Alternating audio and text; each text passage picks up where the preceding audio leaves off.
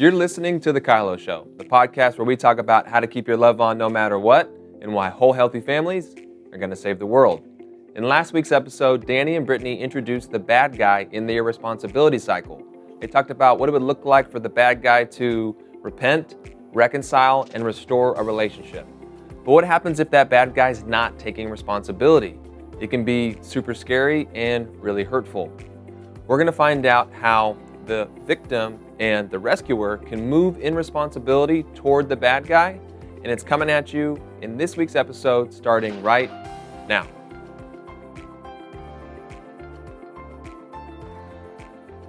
Hey everyone, it's the KYLO Show. We're back. Here we are again for you. I was just in Texas, and I got so many nice people telling me how much they love the show. Oh, awesome. Well, it is growing. It's getting out there. It is. I was talking about it and sending people to it. I did a parenting conference with Seth also. That was really fun. But he's such a great guy. He is. We had a lot of fun, as always. But I loved having everyone come and tell me that we love the show. Someone drove from Texas to California and listened to the whole show. Well, I was like, okay. Well, this is episode 22 in. You know, I've heard of these guys have 700. And I'm like, okay, we're rookies. We're just getting started here. Yeah. But momentum. Yep. Word getting out. It is. Subscribe, comment, share. All of that. Do all of those things. Yep. So we are still kind of tackling the irresponsibility cycle and talking about the bad guy. This is part 2. So this is where we implement the 5 principles, which are be powerful, choose love over fear, keep the goal of connection,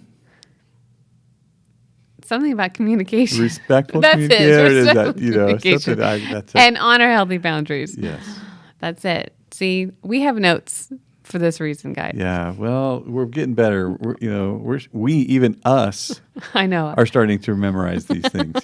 So that was good. We did that with no notes. They weren't there at all. We pulled that right out of our memory. If you could see our crew, they're all laughing at us. Yes, it's okay, guys. It's fine.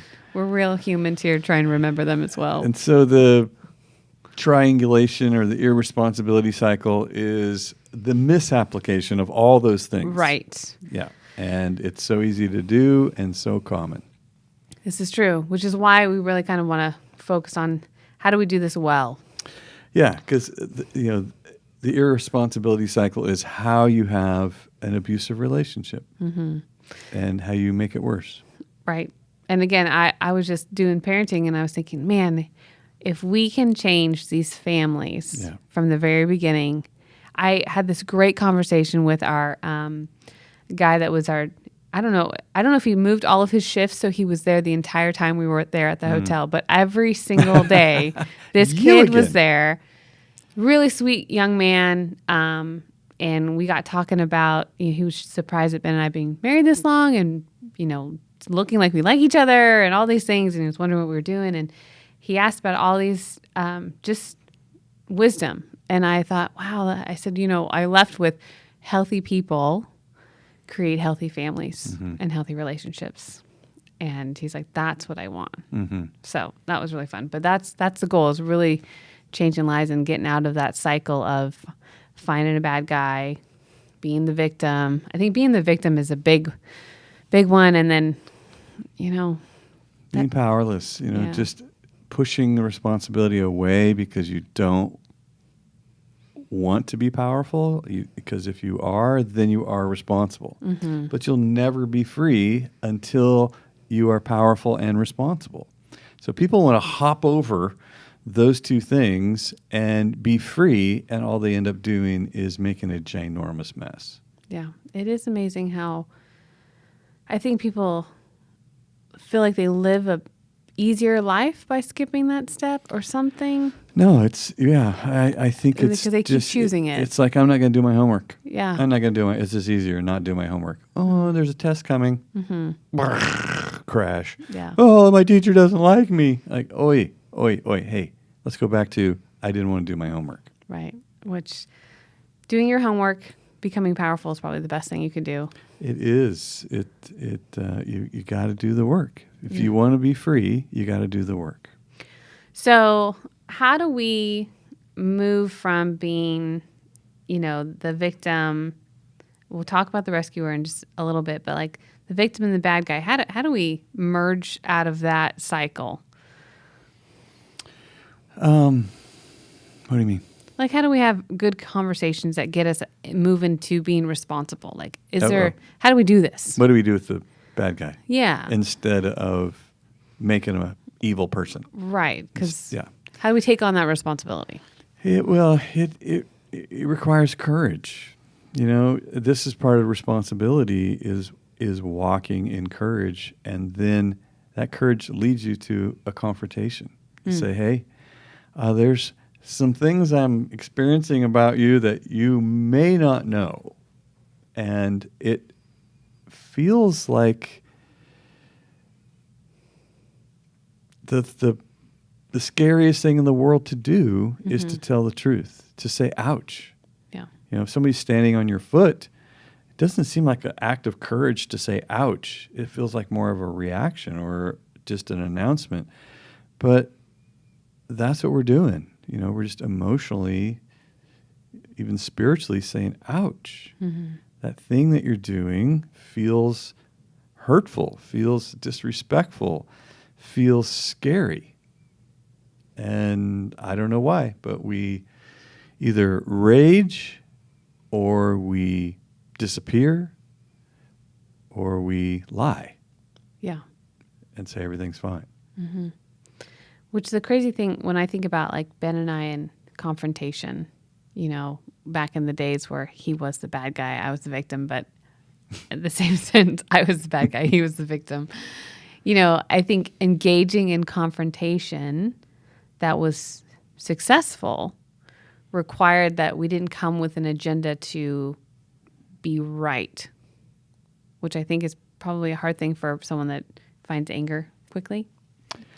Well, it's when I'm here to tell you about me and I'm not here to tell you about you, that's a setup for success because I don't need you to agree with me. But when I'm here to tell you about you, right? Yeah. And that's where we fall off the cliff. You're evil. Huh. Right? Uh-huh. Yes. You're selfish and evil. Now hear my heart. Hear my heart. Can you hear my heart? Which I think that's how a lot of people approach confrontation, is they think that it's going to go well when we bring that in. Yeah. And I just think people don't understand confrontation. A confrontation is not a battle. It's not a debate. It's let's examine something together. Let's both see each other and how I'm experiencing this thing that you did, or this thing that's happening in life, or this thing I'm afraid of is coming. Let me show you me. And that's where the I statements and the I feel a feeling. I don't feel a thought. I don't feel a judgment. If you say like, that's a clue that you're going to lose. I feel like you're about to describe a thought. I feel like you're a jerk is not a feeling. So you don't feel like. You think like, and you're about to describe your thoughts. But I feel rejected. I feel hurt. I feel scared. I feel powerless. I feel alone. I feel disconnected. I feel joy and happiness. I feel a feeling. I don't feel a thought. But if I set that out there, I've set us up to see each other. So telling the other person about the other person is just setting us up for an argument because I have to have your agreement. So confrontation is generally something that most people are unsuccessful in because they think it's the ongoing battle of trying to control each other's thoughts. Which never works well. It is such a bummer. And so communication gets a bad reputation because we constantly do it wrong. And confrontation, too.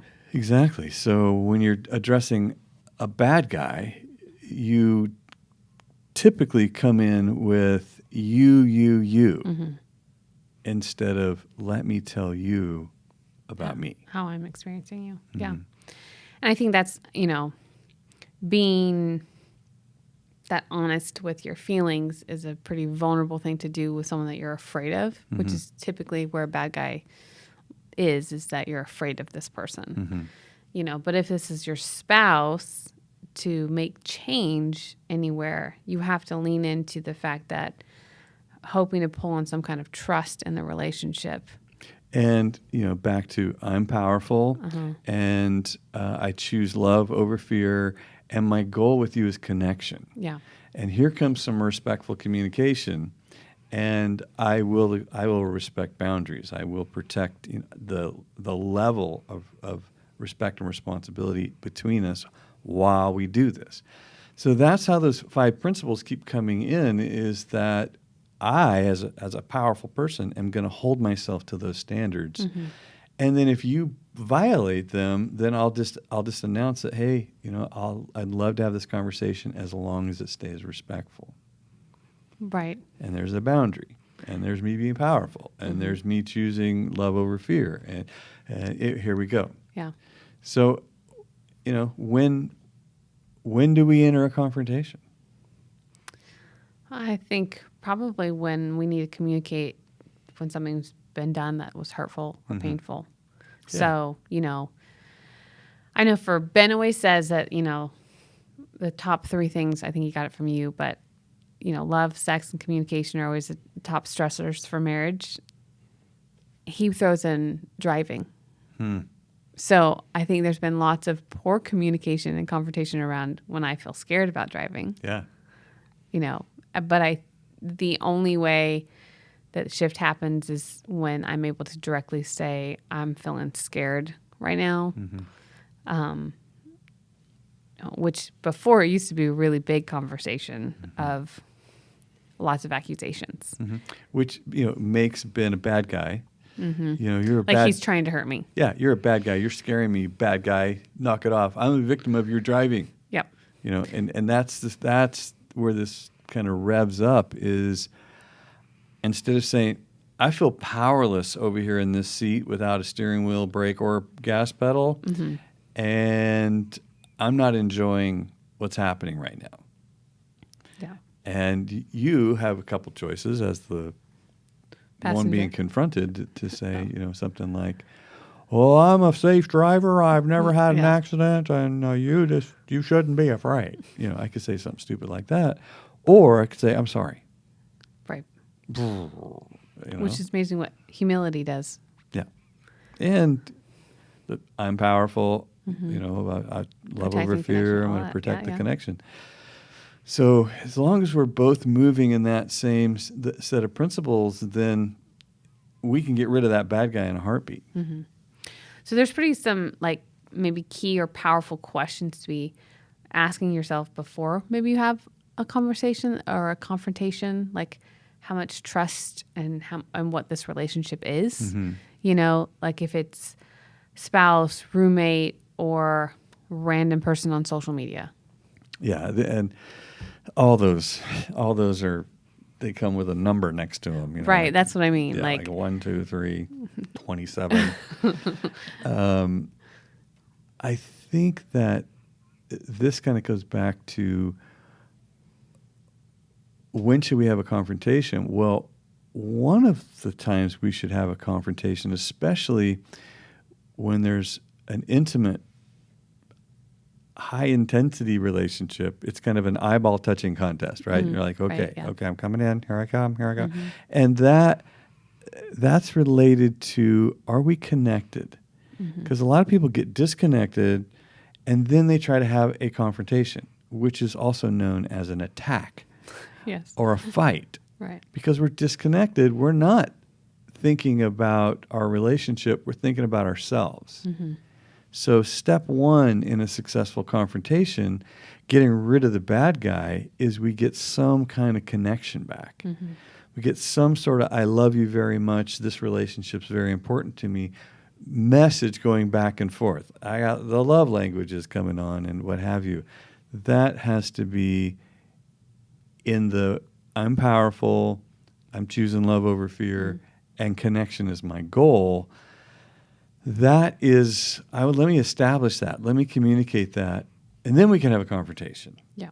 Then I'll show you me or you can show me you. But it's not likely to happen if we have a big disconnect and I say, okay, you be vulnerable first. Yes. Yeah. Not likely. It doesn't usually go very well.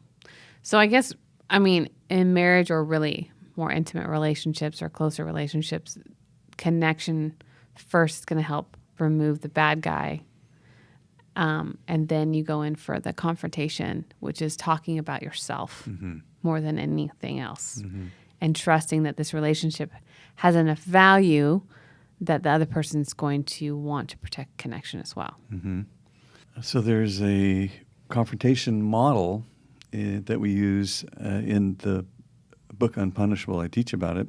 We should probably talk about that because it kind of sets people up to look at the other person, especially if you're coming in as any kind of authority, or you're leading someone, or maybe you're dealing with your child, or even if it's just someone that I guess you could do this with your spouse, but it would be a little tricky, but we can get into that. Okay. So we're going to cover something different in this next segment. So normally we go into questions, but we're going to dive in more into what we call the 5 E's instead of questions. So we'll be back in just a moment. Hey there. I don't know if you caught this or not, but Danny teased a brand new Life Academy course called Unpunishable. It's true. It's coming out in like 2 weeks, and you're going to want to get it. The best way to do that is to get a Life Academy All Access membership. An All Access membership gives you access to all of our Life Academy courses for $7.99 a month, and you can cancel anytime. So go to lovingonpurpose.com, click courses, and get a Life Academy All Access membership today.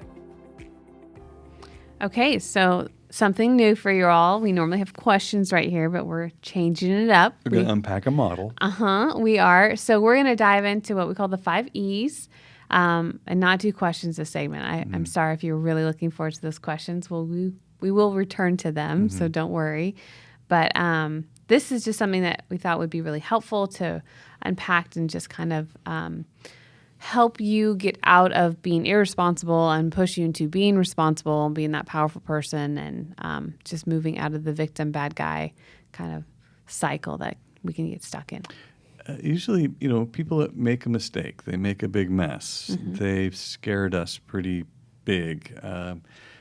I've used the 5 E's again and again when working as a pastor with somebody who blew up their life. I think that you can modify it to pretty much any situation, but you do want to be sure that you have that connection, that there's a trust there.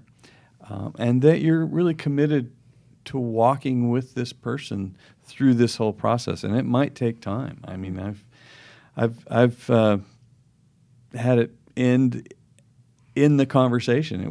We were settled, and then I've had it be ongoing for years. So it's really kind of but it's a commitment that you make when you're going to help somebody deal with a problem.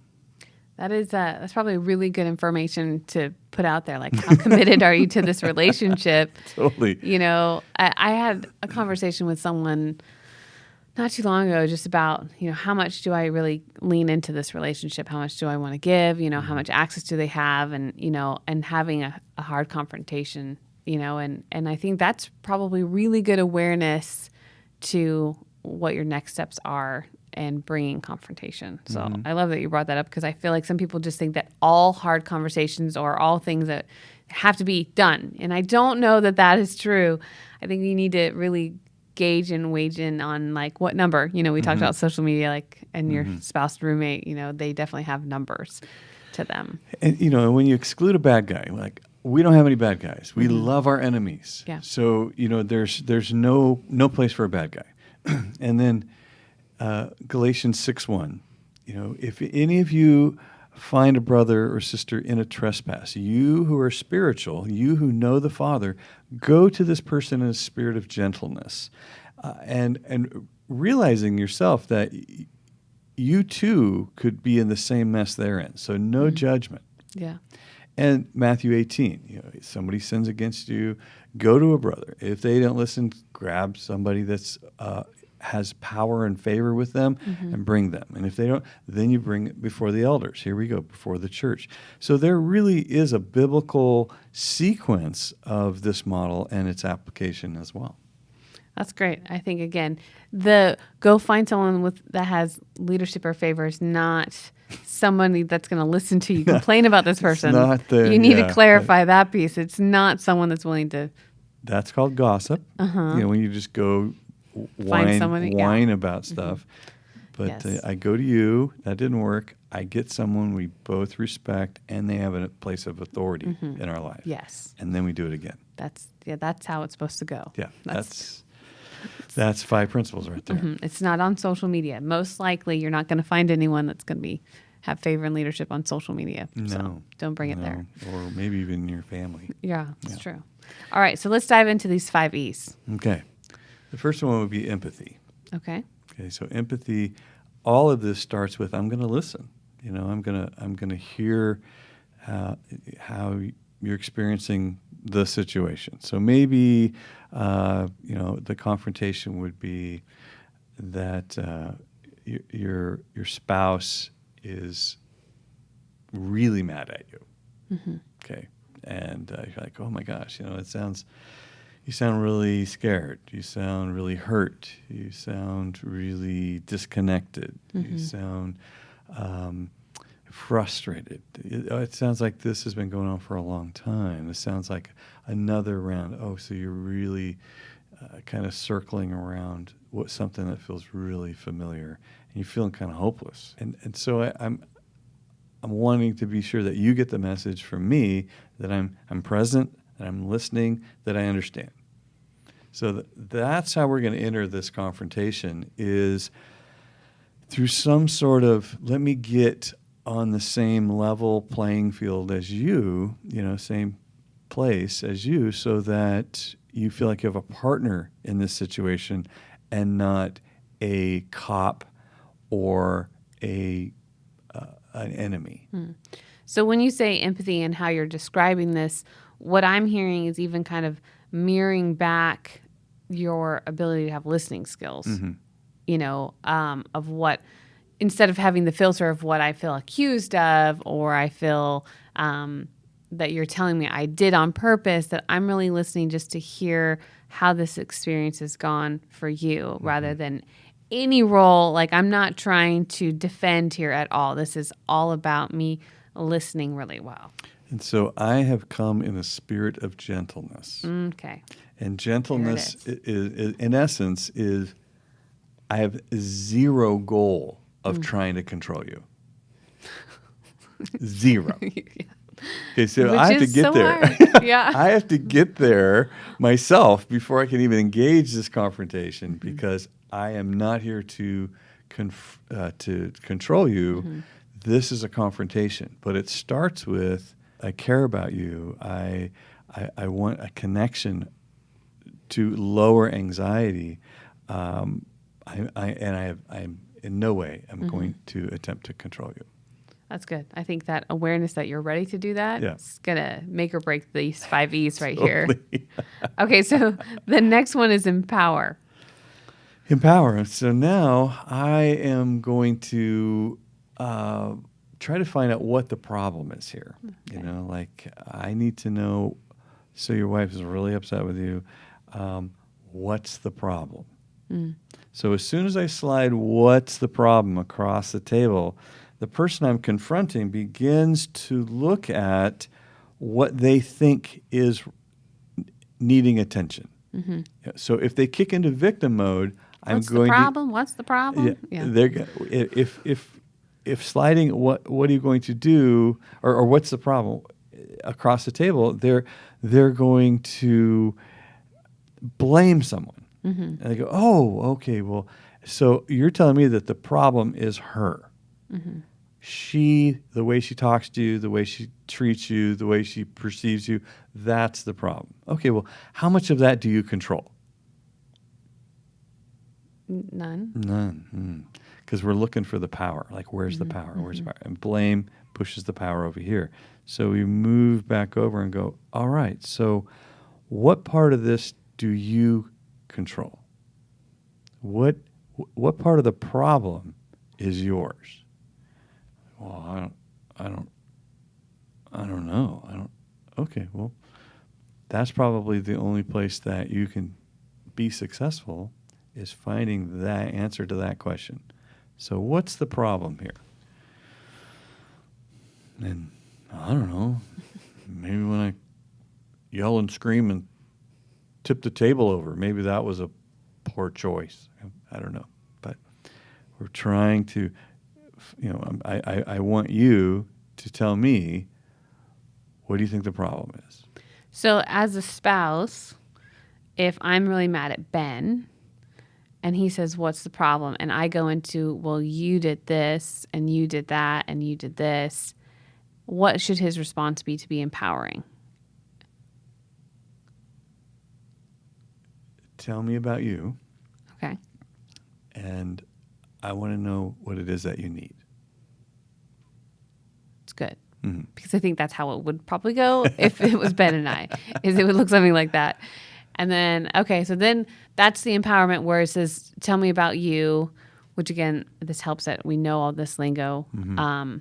And what do I need? I think that's a really big question in the empowerment, is getting to the what do you need, which I always tell people all the time. You should ask this question all the time. Right away. Yes.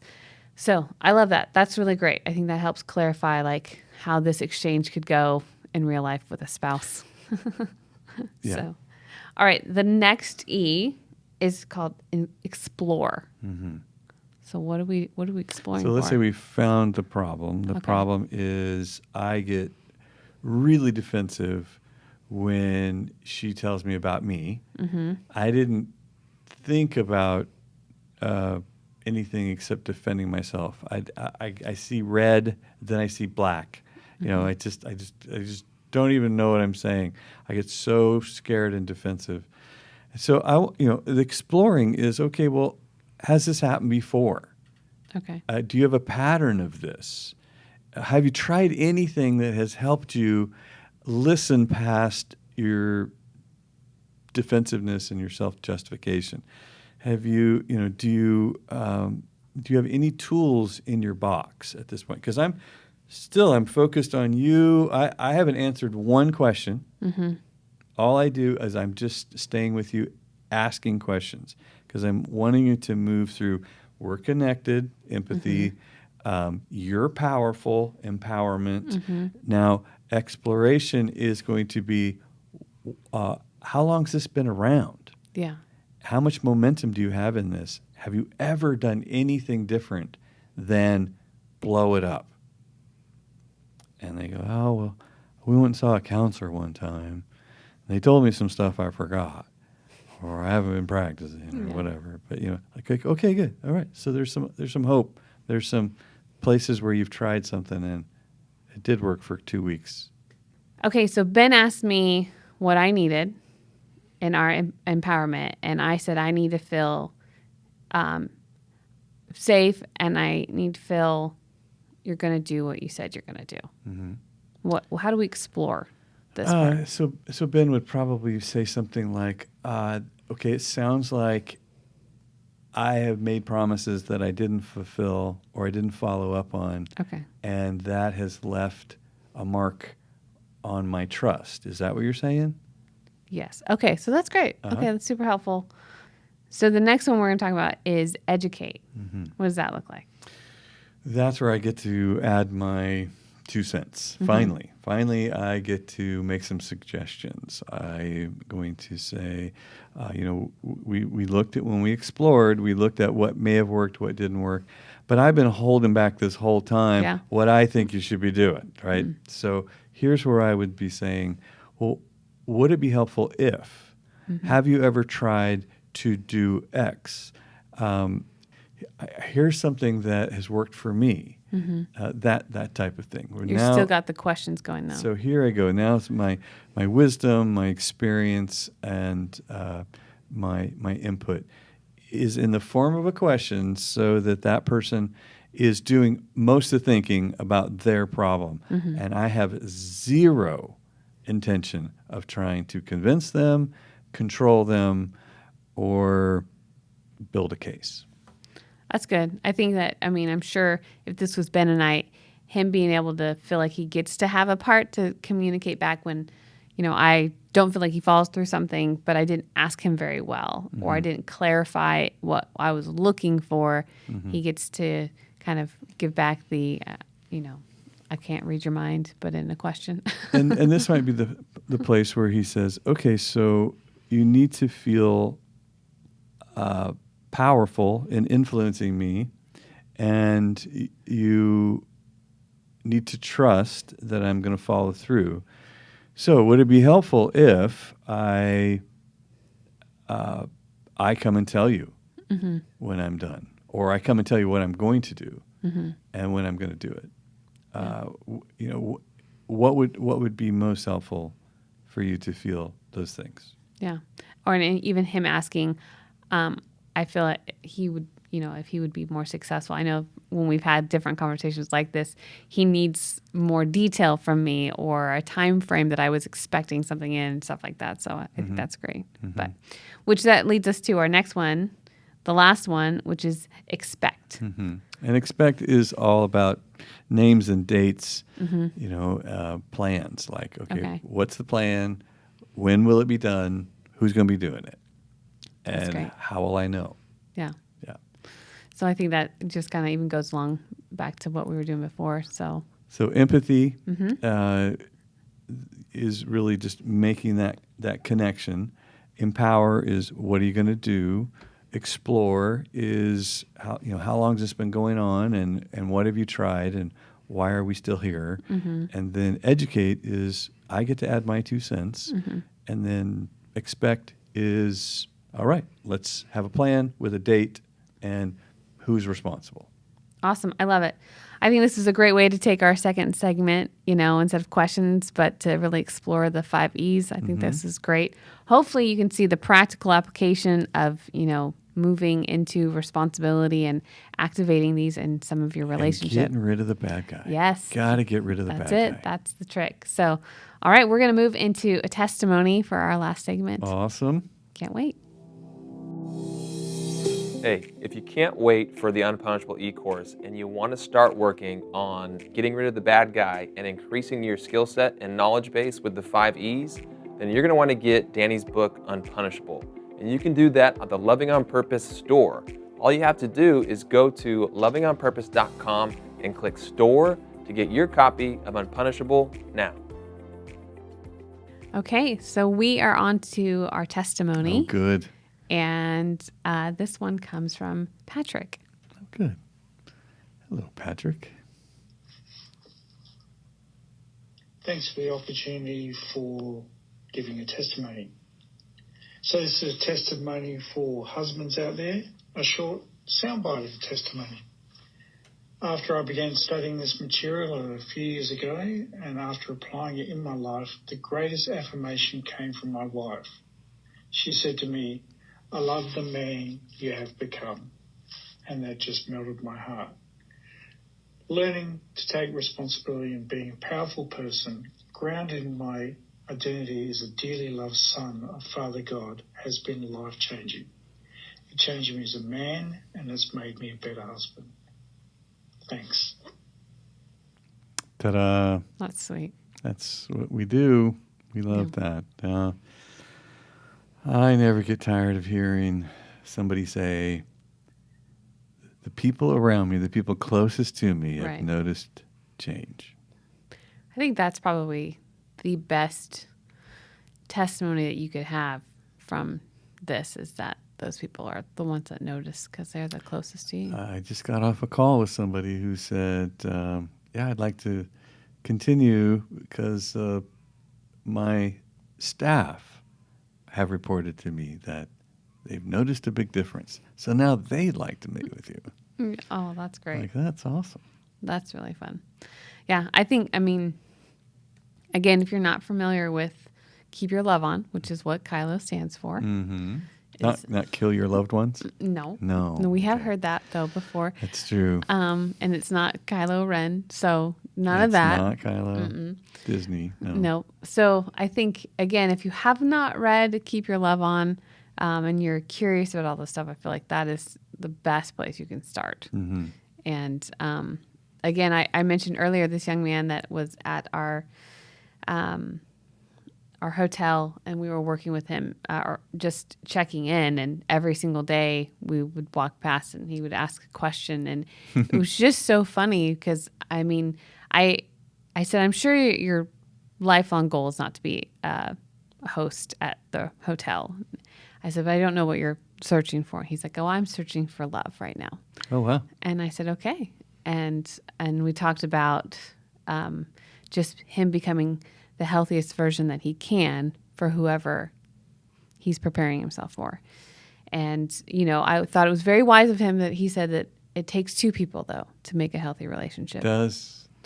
And, Patrick just kind of shared, it sounds like he went on his own journey of becoming healthy, and, his wife has noticed that, and it's a beautiful thing to hear. And he's not from around here, it sounds like. He sounds like he's from the UK, doesn't he? Yeah, he's from somewhere. So I think that's, it's fun to hear someone from the other side of the planet, just that they're doing it. They're doing Keep Your Love on that side as well. Well, it reminds me of a friend that I met at the Jesus Culture Leadership School. At the time, Ben was pastoring that group, and a man named Favor. Oh, yes. Yes, Yeah. He's from I think the Samoa Islands or something like that. And that culture was very yellow truck, power and control. And he has gone through that leadership school, and it's the same thing. His wife wrote him a letter, I think, or an email or something. Basically, she wrote it out, and she thanked him for all the adjustments that he was making in their family, in their marriage, and as a father to their children. And it was a powerful email. I wish I had it to read, but it was very hopeful and very kind of we've had a lot of tough years going back and forth in our power struggles, and the only one that you really do control is yourself, and you haven't been. Thank you for making the switch, kind of a deal. Like, oh, okay, well, there you go. Another healthy father, healthy husband starts creating healthy family. All their dynamics light up. Yep. Everybody gets to step into this place of safety and trust and feeling connected. And here we go. Yeah. We're doing that whole healthy families are going to change the world thing. Yeah. When I was just at this church, Ben and I don't always get to run into the people that we do like a 21-day marriage intensive or coaching with, but we ran into this couple. That's fun. So it was fun to see them. She came walking out, and I was looking at her like, I feel like I've seen your face a lot, but I can't figure out why. And so then she reminded me, and I was like, oh. So they were there for the parenting conference, but, they just were doing great, and it was fun to hear just that season was so helpful and powerful. And Yay. And then, I had so many different people coming up and asking for help and change. And I don't know how many probably teary-eyed parents that came to me afterwards from speaking that I was just looking for what we're talking about. And I think that's the fun part of being able to give away victories, is that you kind of restore this hope. And I think that's what these testimonies are, is it's just trying to restore the hope that some people, maybe they needed to hear that, your marriage can be redeemed, it can be changed, it can be transformed, that people, when they lean in to get health, that transformation can happen. And there's so many people that are looking for that hope. Mm-hmm. So many people really want this to work. I got into this so that it would work. I didn't realize it was going to be so challenging. It was going to change who I am. But that's exactly what covenant relationships do. Is they introduce you to another human being that is so different than you that it requires that you're not the same person on the other side of this that you were going in. That's part of the two becoming one. It's also part of being a successful parent, is that you don't not be you, but all of a sudden you have to develop a skill set that you never would have had you not met this child. Yeah. Oh, and then that child. Oh, right. And then that child too. Oh, and they're and all that different? child. Yeah.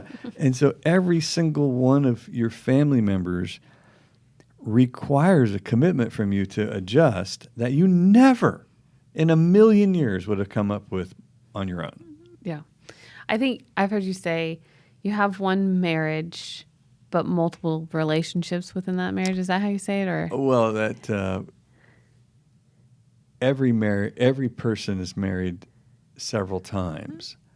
Most people do it with the same person. Right. That's it. Mm-hmm. Yes, that's beautiful. But I was just thinking, Ben and I were reflecting on that even in our time away, because it's been a really busy season, and it was our first kind of getaway, even though it was work still, but it was still our time. And I was just like, can you imagine if we were, even one of us was the same person when we first got married, that we didn't grow, that we didn't change, that we didn't, we were both laughing, actually thinking about what we were before. I mean, we got married really young, but still we're just how so many things have changed, and then how children adding to that required change, and every child has had its own challenge, but just the willingness to grow and how that's been grow. And then I think we grow at different seasons sometimes, and that's can be hard, with Ben even doing actually going to college, and then me being on the road. That was a different growing for both of us, and we had to figure that out. And I think that there's just being a powerful person and applying it would be easy for me to become the bad guy again in that season of where I was traveling, because Ben probably felt more alone and with the kids than he's ever felt before, but really good communication and leaning in and having those hard confrontive conversations. Those 5 principles, here they come again. Yeah. I mean, that really, I think, impacted so much of our relationship being successful is, not getting defensive when he would bring up that confrontation, because I'm like, I'm doing my job. I'm trying to help us, but at the same time, it's an impact for you, and trying to navigate what the need is. How can I adjust? How can I ask good questions? So it is pretty funny to think about who we were, who we are now. Yeah, and if you could we take a class? Could we go to school to make all the necessary adjustments so that we can not have so much struggle right there? But it's the struggle that educates you. So I was telling somebody today, I said, well, this is the test. This is the test. The lesson comes later, but here's the test. Will you pass this test? Because if you don't pass this test, there's a lesson coming. If you do pass it, there's a reward coming, but he said, well, that's not how school's supposed to work. I said, well, that's how things work in the kingdom, right? You gotta go low to be exalted. You gotta die to live. It's just a backwards kingdom that we have. And so much of the most valuable maturing that we do in life and relationships comes from what's required from meeting this person, entering a covenant, and then going through situations with them. That's the maturity accelerant that you just didn't know you needed. Yeah. Well, I think, Patrick, good job. Mm-hmm. Good job for growing. Yep. Good job for leaning in. And good job to his wife for, affirming, affirming, yes. Keeping her heart tilted towards him. I obviously don't know all the details, but I think that makes a big difference is when you're both pursuing the goal of connection, like we've talked about so many times. So we're kind of landing this part on the getting rid of the bad guy, and the confrontation model that we talked about was the empathy, empower, explore, educate, and expect. And I think those are really great tools. So again, I would challenge you to make sure that if you need to revisit that middle section of our segment, you should, to master them, because that's going to help you. Go read Unpunishable. That too. There's that's a whole chapter on that. Coming out soon. But thank you so much for joining us for the KYLO Show. And don't forget that whole healthy families are going to save the world. Amen. Thanks for listening. Make sure to join us next week when Danny and Brittney talk about the last person in their responsibility cycle, the rescuer. Never miss an episode of the KYLO Show by subscribing to Apple Podcasts, Spotify, or watch us on the Loving on Purpose YouTube channel. And don't forget to submit your questions and testimonies to thekyloshow.com. The KYLO Show is produced by Ali Armerding, co-produced by Ashley Beck, Anna Hill, Sherry Silk, and Leah Alexander. Sound engineered and edited by Taylor Silk and show promoter Christian Zamora. That's all for this episode. We'll see you next week.